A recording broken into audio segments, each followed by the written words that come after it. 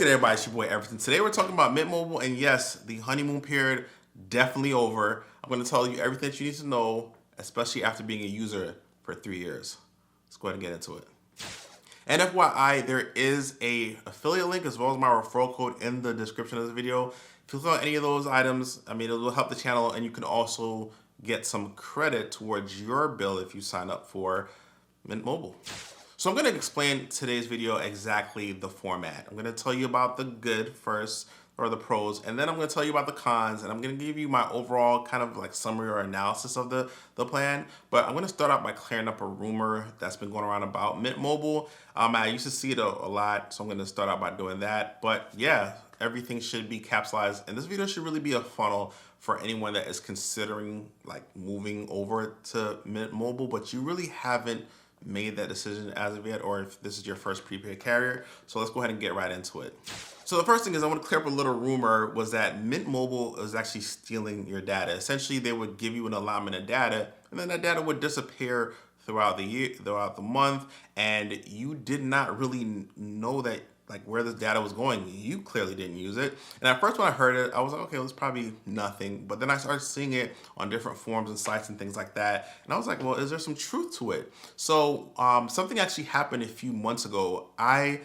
Almost all of my family is on Mint Mobile, including my daughter's tablet. I bought her an LTE tablet, and I put a Mint Mobile SIM card in there and to give her data. Then the tablet broke in August. It is now December.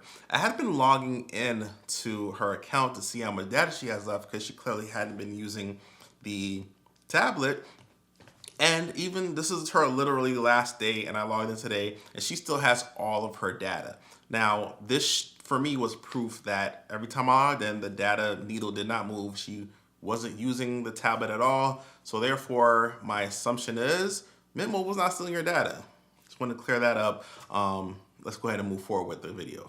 So when it comes to the pros, I do want to talk about the data performance. Now, their plans all offer unlimited talk, text, and an allotment of data that's high speed, and after that it does trickle down to 3G speeds. Now when you're inside of your allotted data, the service is amazing.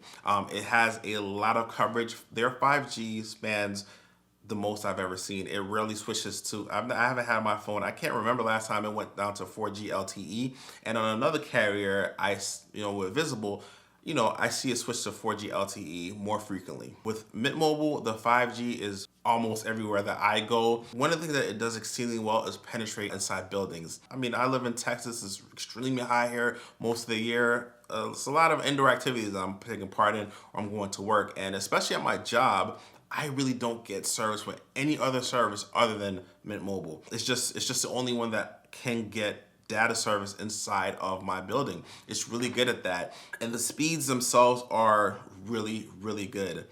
So I am very happy about that. You don't have access to T-Mobile's ultra capacity bandwidth, which can go all the way up to millimeter speeds. But at the same time, I've outperformed other services that have like Visible's ultra wideband.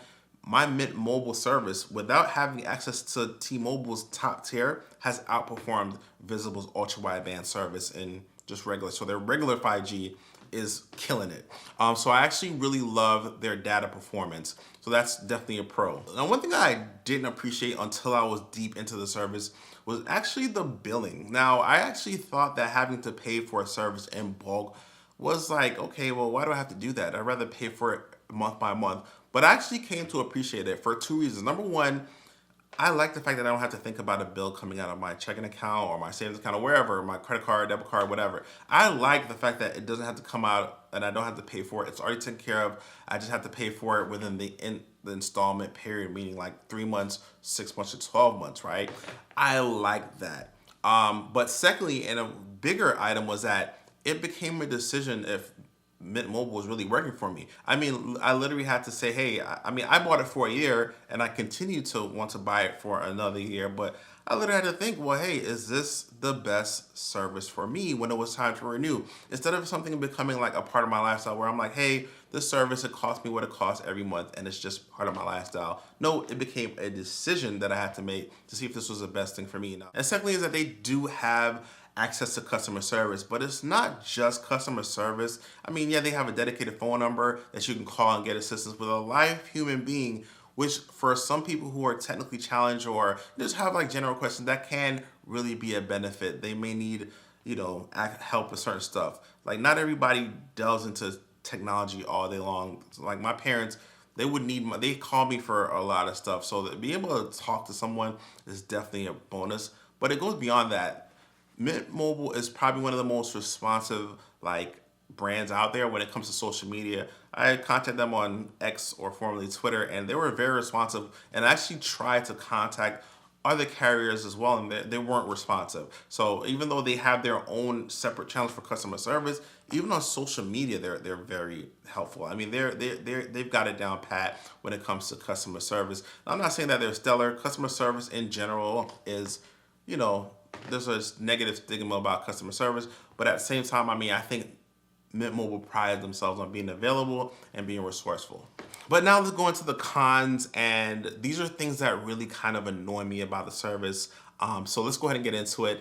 First is that you really need a VPN like to be able to get the most out of the service. One of the reasons why is because they do slow down your videos to standard quality when you do stream like YouTube, Netflix, and things like that. Once they realize that you're pulling down access from or you're pulling from a YouTube server or Netflix server, things start to get a little bit degraded when it comes to the streaming quality. Yes, it's on a small screen, so you may not notice it, but for a person like me, I love to be able to go, if I want 2K, let me be able to stream 2K if I have the capacity to do that. So one thing there are a lot of, VPNs are relatively cheap, but for me personally, I know I have to have that added expense with this service because that's what I want. Now, if you don't care about, streaming about, 2K videos on your phone, shouldn't really make a big difference. And yes, you technically can go to 720, 1080, or 2K,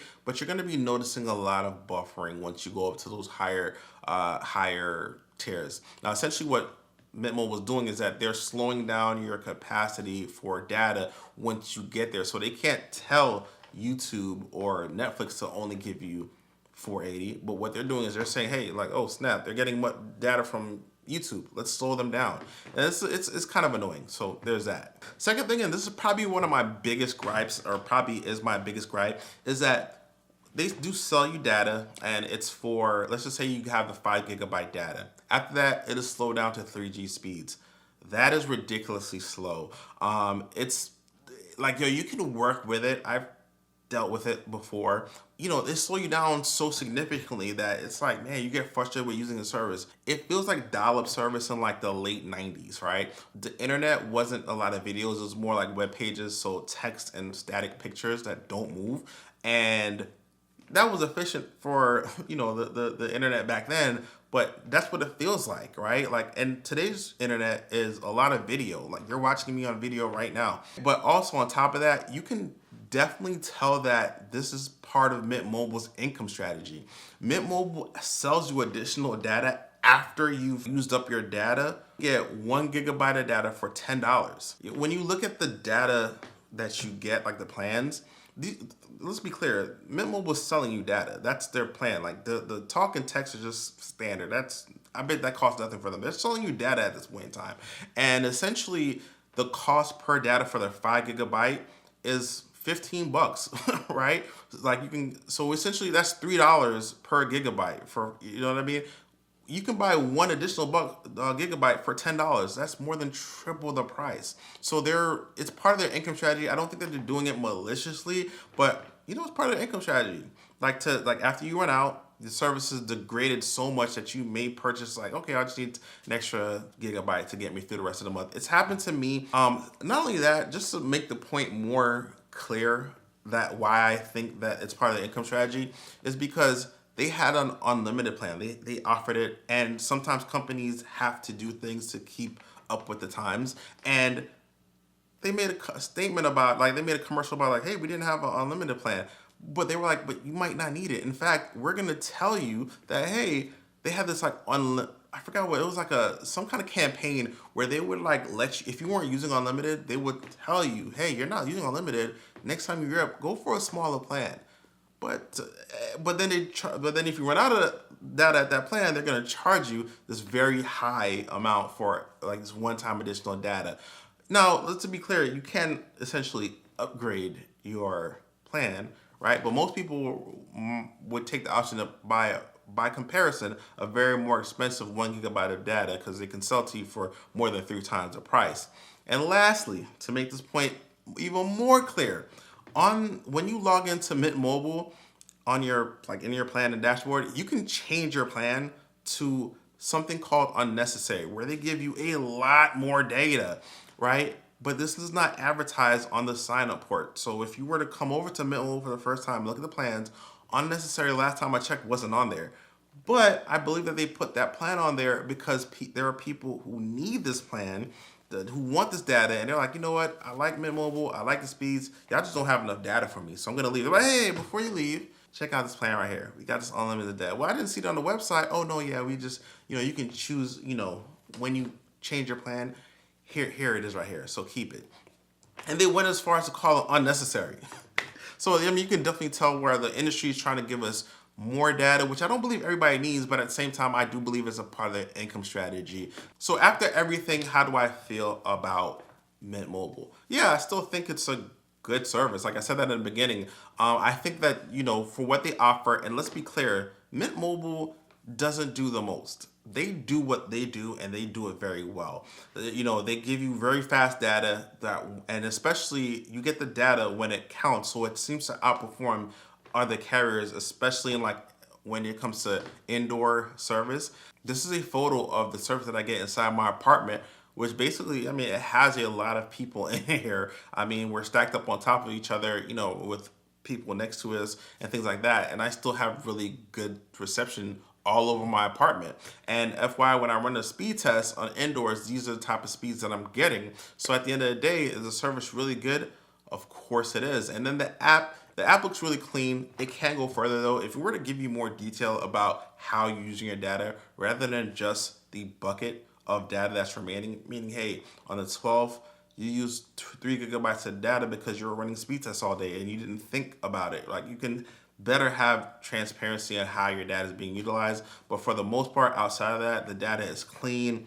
It's intuitive. It's very easy to understand. You can control a lot of your plan through there. Then I think it's great. And it has very good coverage and very good speeds. It delivers on the things that people need, a customer service line and everything like that. So overall, I mean, I think the plan and the service for Mint Mobile is great.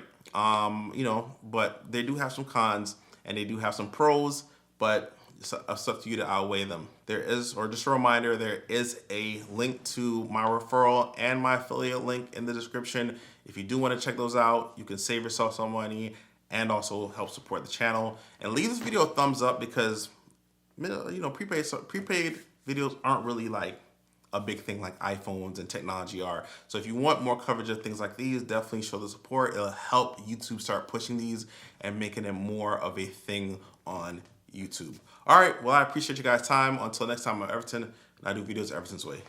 Peace.